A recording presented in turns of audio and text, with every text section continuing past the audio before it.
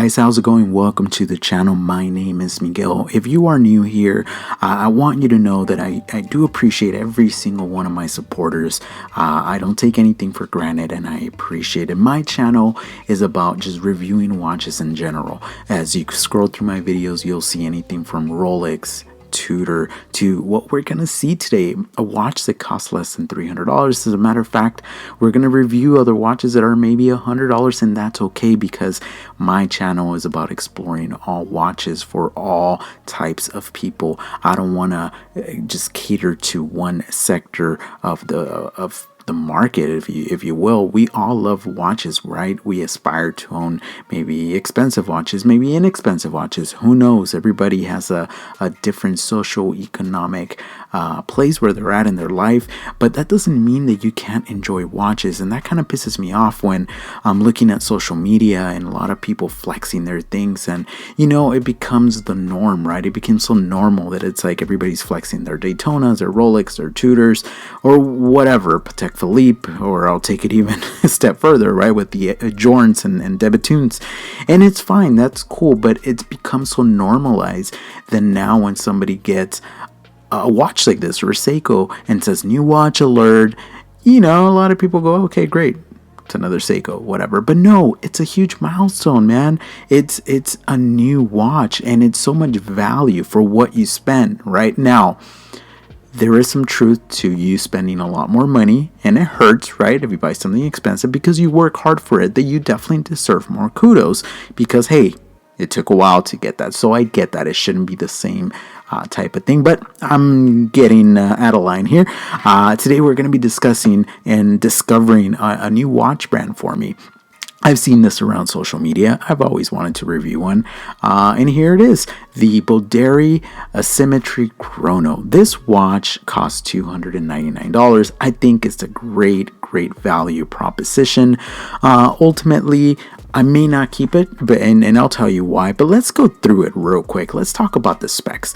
42 millimeters, right? It's 50 millimeters from lug to lug, 13 millimeters thick, and 20 millimeter lux, which is great.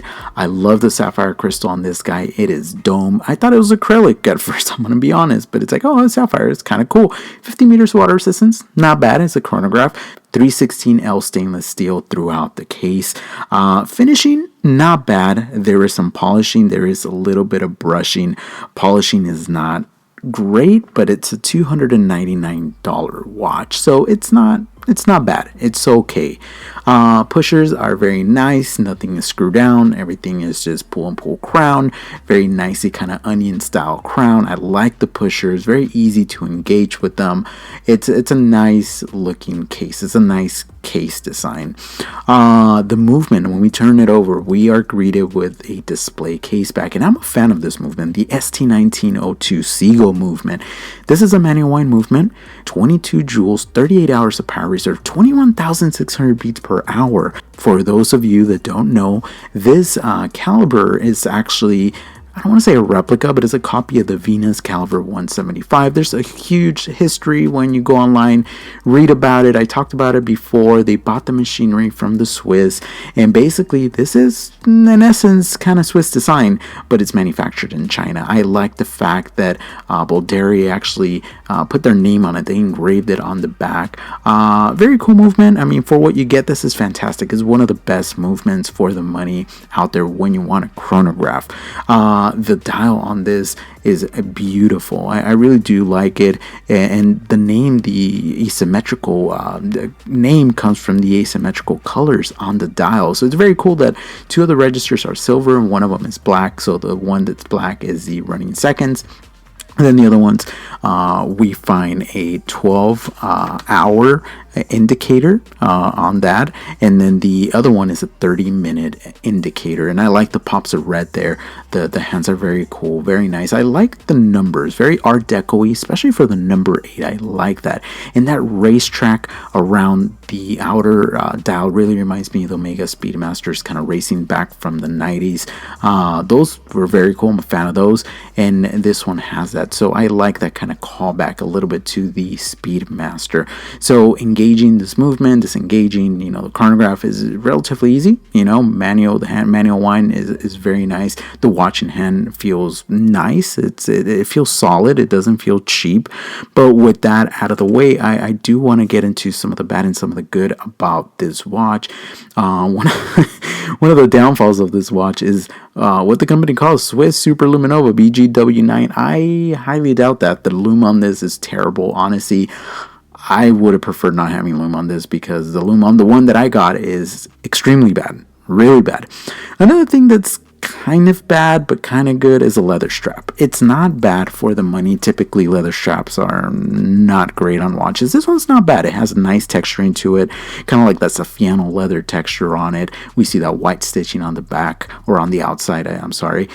Quick release, 20 millimeter. Very cool kind of stylized deployment on here with their logo. I like their logo, looks pretty cool. However, the downfall for me is, so I have a 6 7/8 interest at 17.43 centimeters. This is on the last little hole right there, and it fits me loose. So yeah, that wasn't a great look, so I had to take it off. But that's okay. The watch is too big for me, and this is just a personal thing. You know, 42 millimeters and 50 millimeters from lug to lug is a little on the big side for me. Another little QC issue I found is the chrono hand. If you look at the chrono hand when it's kind of in the reset function at the 0 or at the 12, it doesn't line up. So it's one of those QC issues that kind of bugs me as a watch guy. You're like, come on. And lastly is the polishing, right? So the polishing is not great on the case. It's okay, but in certain light, it looks kind of like those watches, those brass watches where they used to kind of chrome plate them. That's kind of how it looks. But let's get to the good. This channel is not about bad things. It's about good things, positivity. So the good, the watch looks beautiful. And then that manual wind chrono, you know, it's cool for sub $300. You can't go wrong with this. What can you complain about aside from the little things that I'm picking? Another good thing is the 20 millimeter lugs. This thing, honestly, little strap monster here, and I paired it with a strap from a company I just discovered. It's called Strap Seeker. Very cool. I'll leave a link to their straps. This is a very cool kind of hybrid strap that has rubber at the bottom and sailcloth material on top, and it's very cool. It's very well made. So, and not expensive at all. They're very inexpensive. So anyway, overall thoughts on this.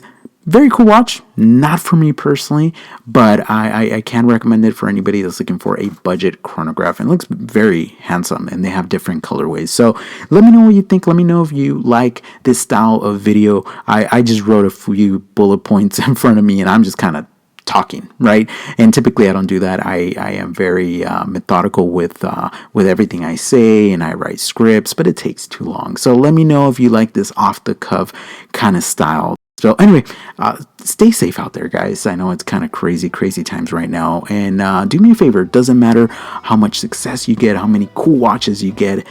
Always stay humble. Humility is well needed in this world. So anyway, take care. This is Miguel. Don't forget to subscribe, like, and comment. Take care.